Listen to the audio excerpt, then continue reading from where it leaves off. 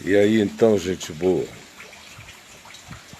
a pergunta que eu tenho para você agora, nesse instante, neste momento, é até onde Jesus vai na sua vida? Até onde? Parece uma pergunta tola, não? É a mais crucial de todas as questões. Para você, que diz que é discípulo de Jesus, que briga por doutrina da salvação, quem está salvo, quem está perdido. Mas e daí? Se o Evangelho não tem espaço nenhum na tua vida, se Jesus para você é um tema de debate,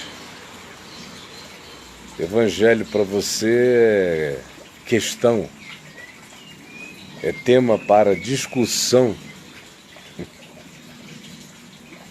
é ideologia, é guerra de denominação, você já pensou? Jesus reduzido a isso, a opiniões. Esse Cristo está morto. Esse Jesus é uma falácia. Mas é o Cristo que você diz que defende o nome. Ele está pedindo que você pare de defendê-lo, para você blasfemar menos contra ele e atrapalhar menos a causa do Evangelho na terra. Mas a pergunta é essa: até onde Jesus pode ir na sua vida? A cabeça de alguns ficou tão estratificada, tão mumificada, tão embalsamada para a mumificação, que Jesus é apenas uma categoria da religião. E é alguém que faz parte de uma das categorias da religião. Não é a única. Ele faz parte do panteão. No panteão ele é uma espécie de Zeus generoso, Deus Zeus bonzinho, Zeus não destrutivo em relação aos seus irmãos, um Zeus legal. É até aí que ele vai. Está ali, pau a pau com Moisés, com Abraão, com Elias, com Davi, com essa moçada toda. Está lá Jesus. Hoje em dia também, em alguns grupos, ele tem que pedir permissão a Paulo para falar. Jesus. Patético. Até onde Jesus pode ir na sua vida, rapaz?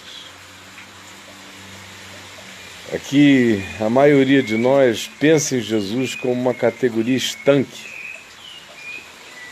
Quando se fala de Jesus, tem que se falar com começo, meio e fim.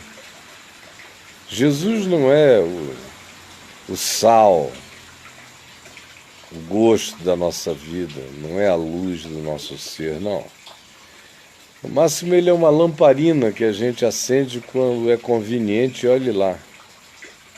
Mas ele não impregna a nossa existência.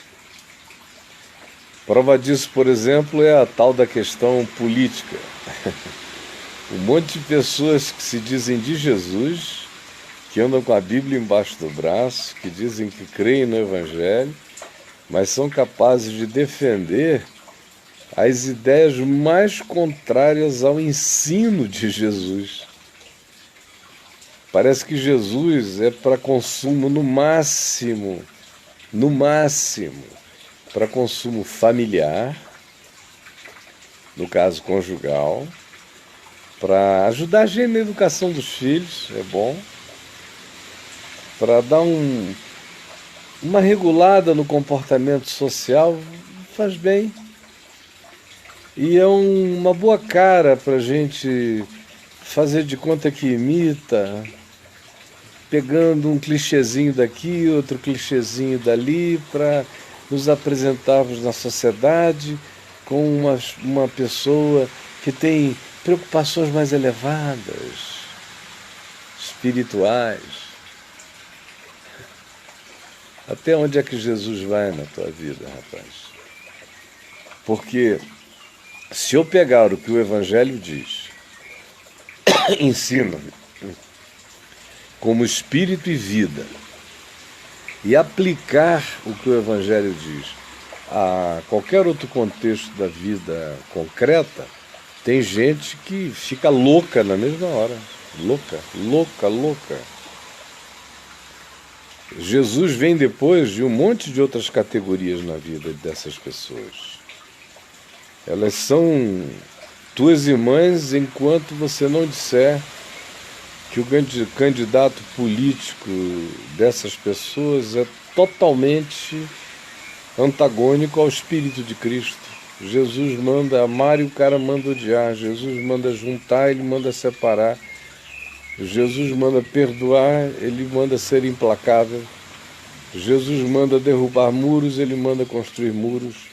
Jesus diz que nele não existe diferença nem de sexo, de homem, de mulher, nem de raça, nem divisão social.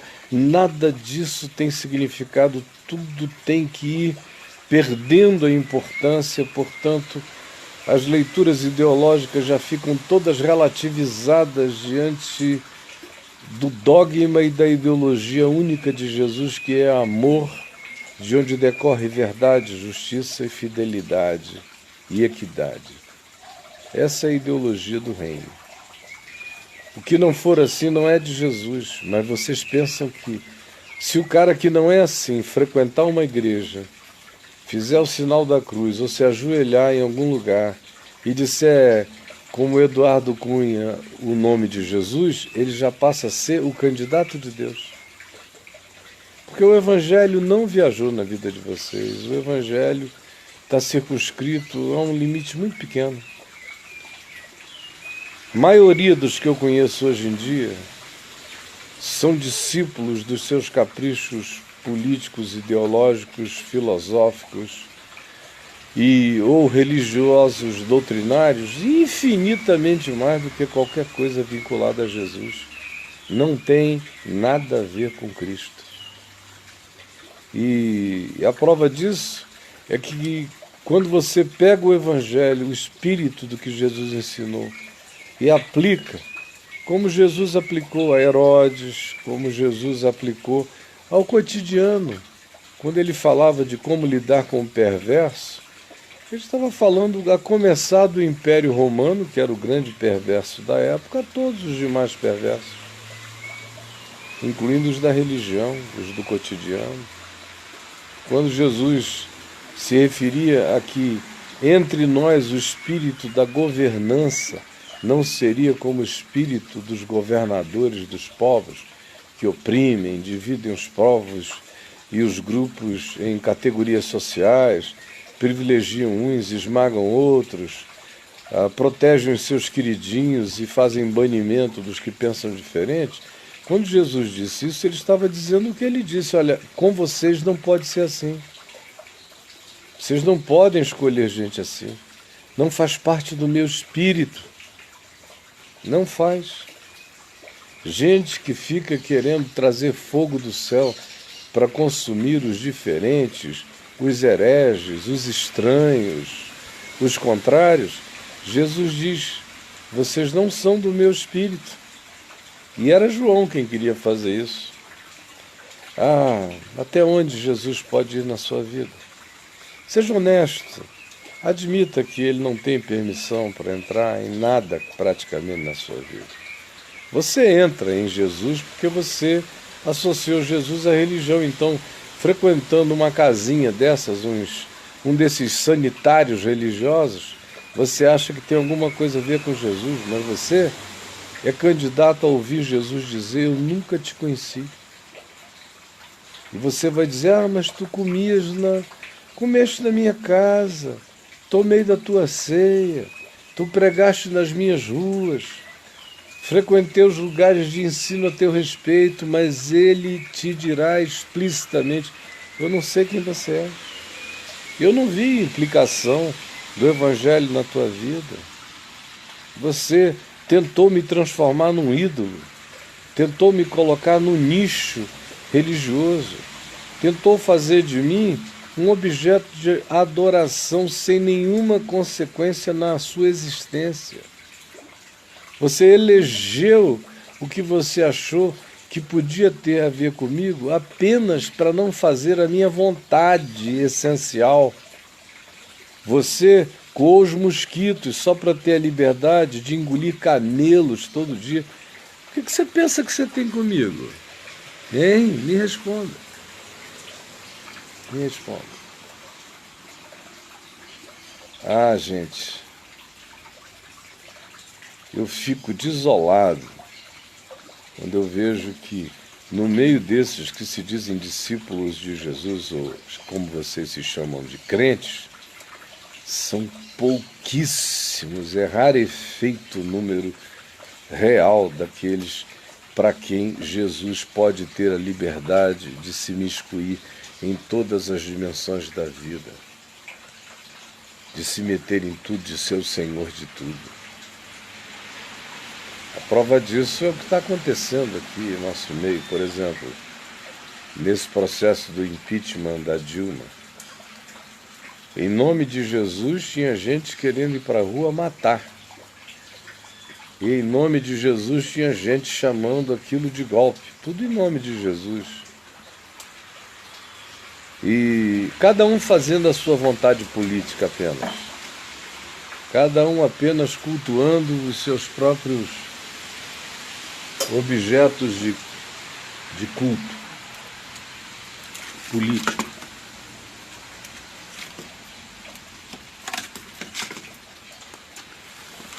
É uma tristeza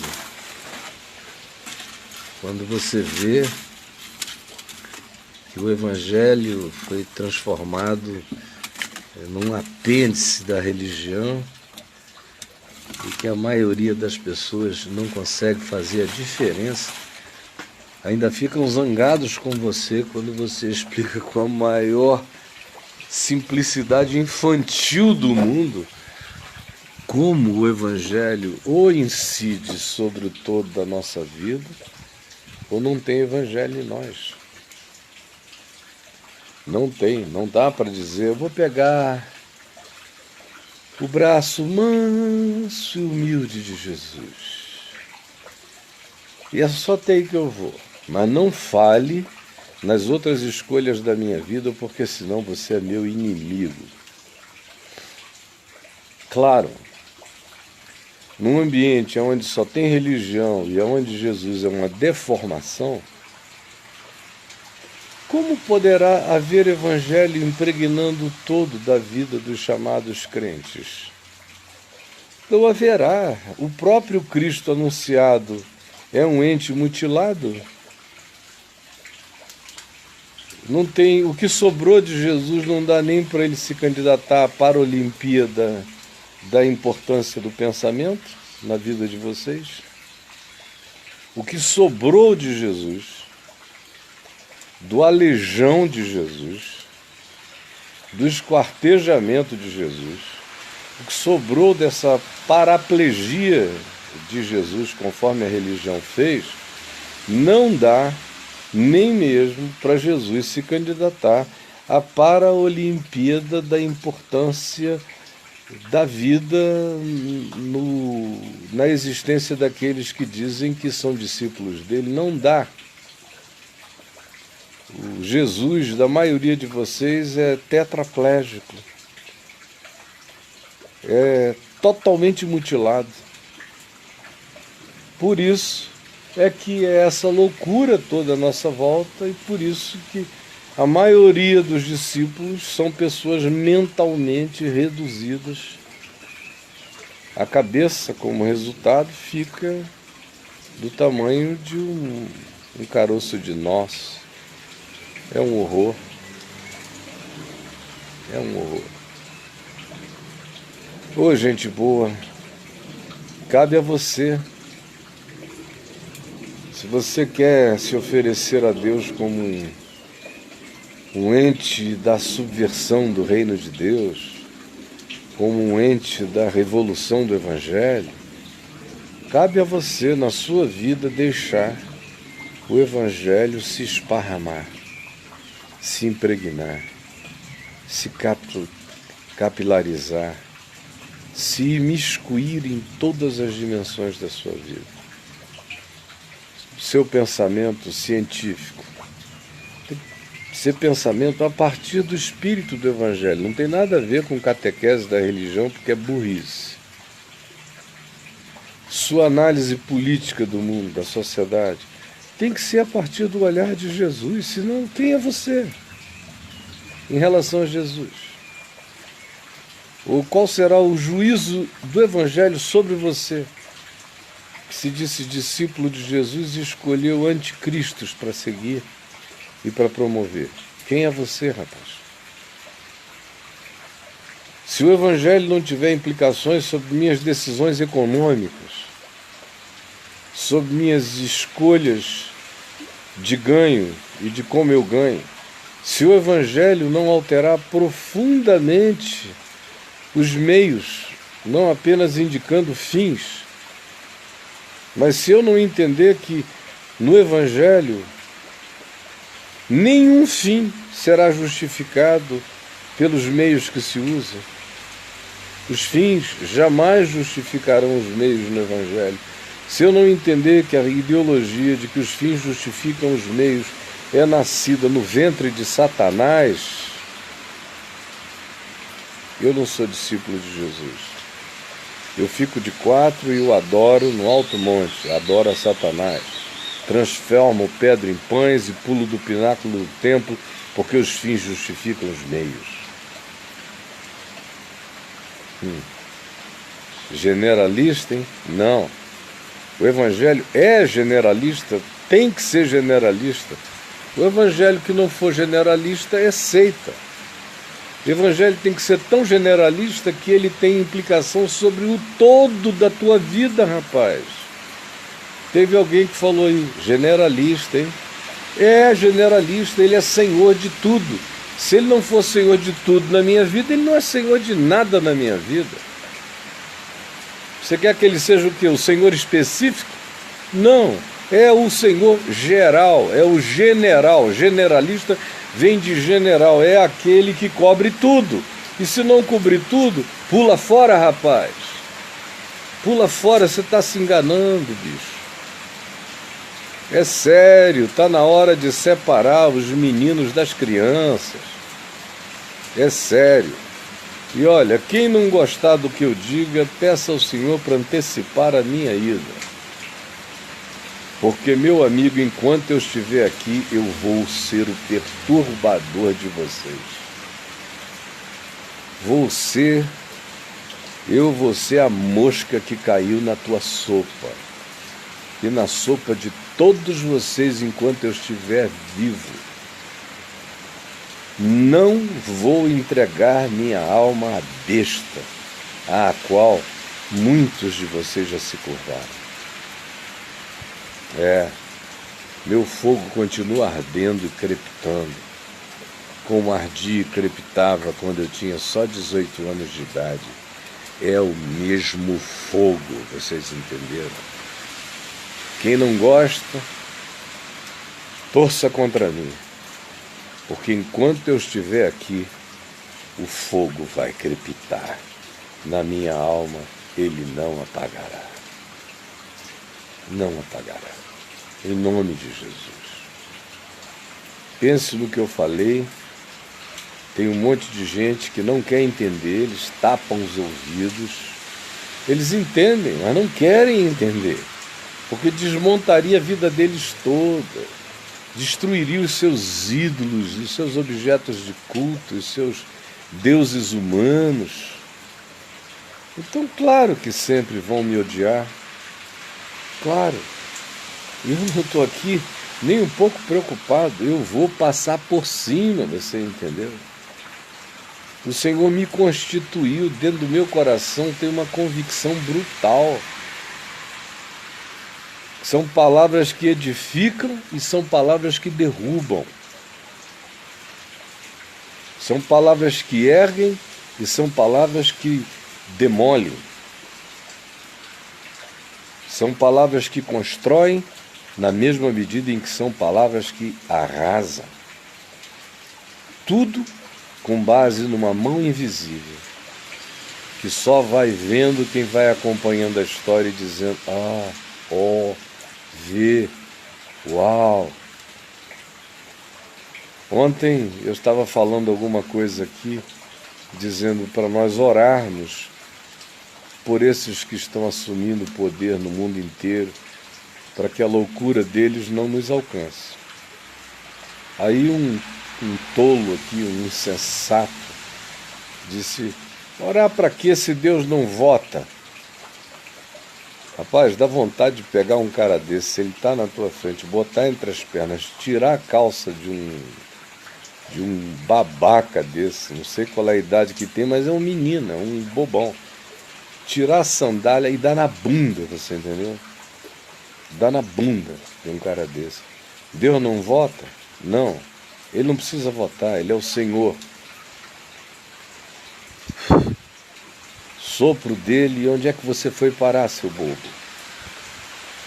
Uma emboliazinha passando ali, viajando no teu cérebro.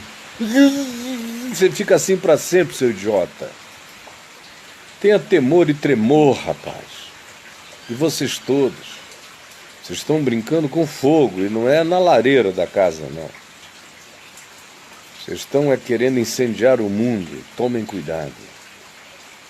E eu ando pedindo a Deus que renove a minha força, porque uma das coisas que mais me cansam na vida é assistir a idiotice sob a presunção de estar praticando a loucura em nome de Deus. Aí isso é arrebentante, quando você tem um mínimo de sensatez no coração. Gente querida, eu vou curtir o meu foguinho.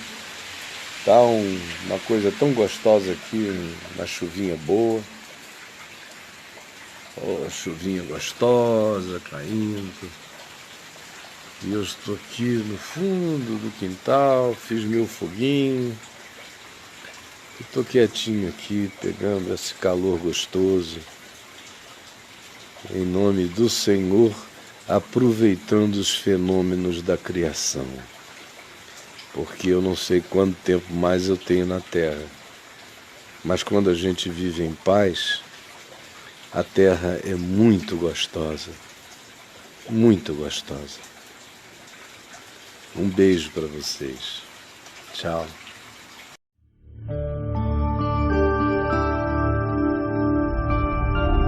VNVTV, o canal é você.